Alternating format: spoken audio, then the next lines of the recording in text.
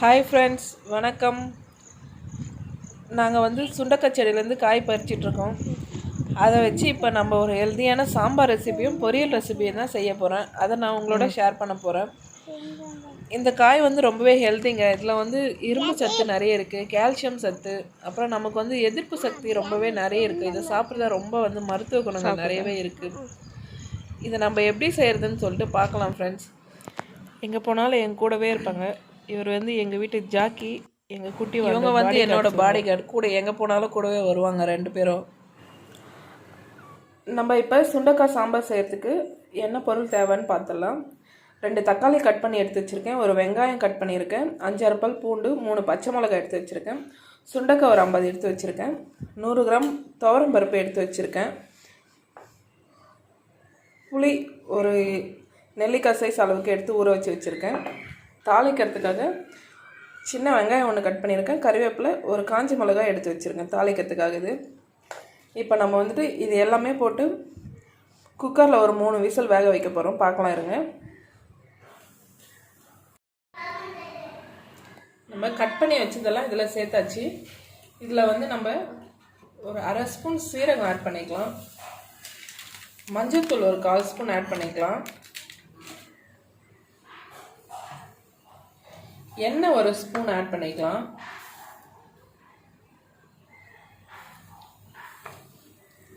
இப்போ நம்ம தண்ணி ஊற்றி ஒரு குக்கர் மூடி ஒரு 3 விசில் போட்டு எடுத்துட்டு எப்படி தாளிக்கிறதுன்னு பார்க்கலாம் வாங்க.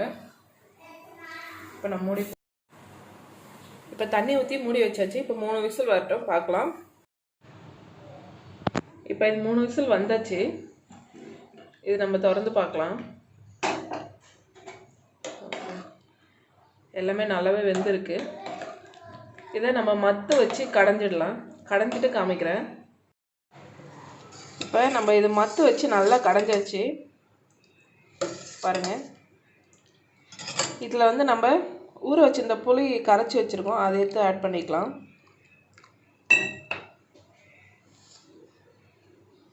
உப்பு தேவையான அளவு போட்டுடலாம். இப்போ நம்ம தாளிக்கிறதுக்காக ஒரு பாத்திரம் எடுத்து வச்சுருக்கேன். இந்த சாம்பார் ரொம்பவே டேஸ்ட்டாக இருக்கும். இதில் கசப்பு தெரியாது. நம்ம அதில் இப்போ செய்யலாம். 2 ஸ்பூன் எண்ணெய் விட்டுக்கலாம்.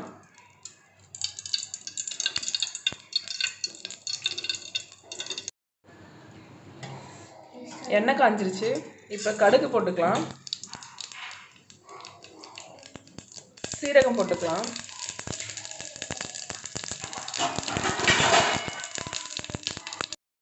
கடுகு வெடிச்சிச்சு. நம்ம இப்போ வெங்காயம், காஞ்சி மிளகாய், கருவேப்பிலை எடுத்து வச்சுருக்கல தாளிக்கிறதுக்கு, அதை போட்டு பெருங்காயம் ஒரு 1/4 ஸ்பூன் நம்ம போட்டுக்கலாம்.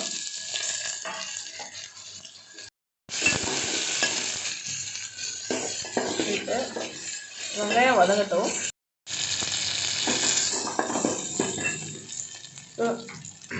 ஆனியன் நல்லா வதங்கிடுச்சு. இப்போ நம்ம கடைஞ்சி வச்சுருந்தா பருப்பு எடுத்து ஆட் பண்ணிக்கலாம்.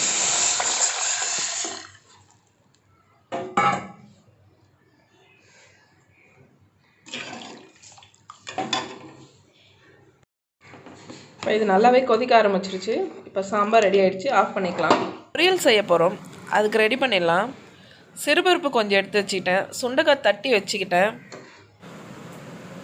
அதோட திருகின ஒரு கொஞ்சம் தேங்காய், வெங்காயம், பூண்டு, கறிவேப்பிலை எடுத்து வச்சுக்கிட்டேன்.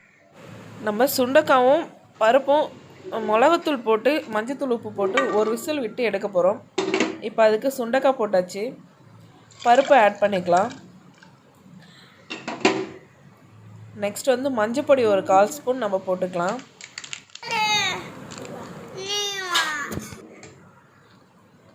அடுத்து மிளகாத்தூள் ஒரு ஸ்பூன் போட்டுக்கலாம். அதுக்கப்புறம் உப்பு நம்ம ஒரு 1/2 ஸ்பூன் அளவுக்கு போட்டுக்கலாம். அதுக்கப்புறம் எண்ணெய் ஒரு ஸ்பூன் விட்டுட்டு நம்ம இப்போ குக்கரில் மூடி ஒரு விசில் வர வரைக்கும் வெயிட் பண்ணிவிட்டு தாளித்து எடுத்துக்க போகிறோம்.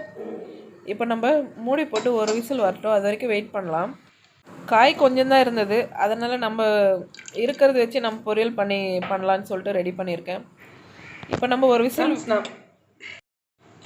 இது நம்ம குக்கரில் ஒரு விசில் விட்டு எடுத்து வச்சாச்சு. இப்போ நம்ம இது எப்படி தாளிக்கிறதுன்னு பார்க்கலாம் வாங்க.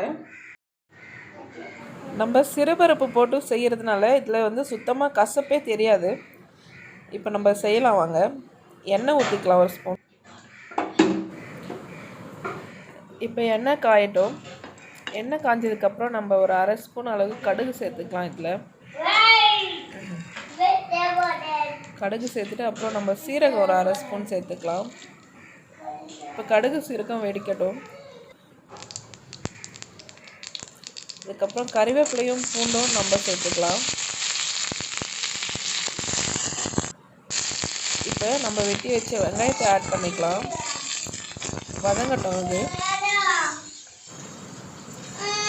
வெங்காயம் ஃப்ரை ஆகட்டும்.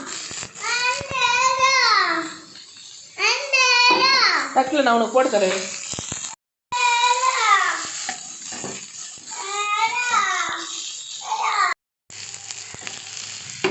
இப்போ நம்ம வேக வச்சதை எடுத்து ஆட் பண்ணிக்கலாம். இப்போ நம்ம தேங்காய் பூ போட்டு மிக்ஸ் பண்ணிக்கலாம். ஒரு 2 மினிட்ஸ் மிக்ஸ் பண்ணி எடுத்துக்கலாம். இப்போ ரெடி ஆயிடுச்சு. ரொம்பவே டேஸ்டியான பொரியல் ரெடி ஆயிடுச்சு. இது பார்த்துட்டு ஃபீட்பேக் ஷேர் பண்ணுங்கள் ஃப்ரெண்ட்ஸ். எங்கள் வீட்டு பெரிய மனுஷன் இவர் தான். இப்போ இவர் வந்து சாப்பிட்டு பார்த்துட்டு ரிவ்யூ சொல்ல போகிறாரு. எப்படி இருக்குன்னு சொல்லிட்டு சொல்ல போகிறாரு. பார்க்கலாம்.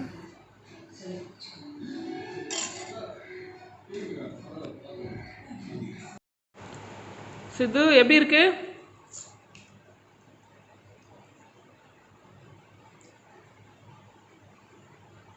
நல்லா இருக்கா? கசப்பாக இருக்கா? எதனா கசப்பு தெரியலையா? சரி, பொரியல் சாப்பிட்டு பாருங்கள். எப்படி இருக்கு பாருங்கள். பொரியலோடு வச்சு சாப்பிடுங்க.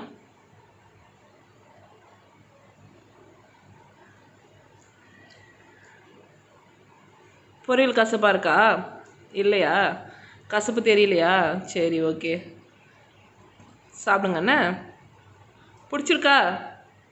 ஓகே. இந்த வீடியோ உங்களுக்கு பிடிச்சிருந்தால் லைக் பண்ணி ஷேர் பண்ணி சப்ஸ்கிரைப் பண்ணி வச்சுக்கோங்க. தேங்க்யூ.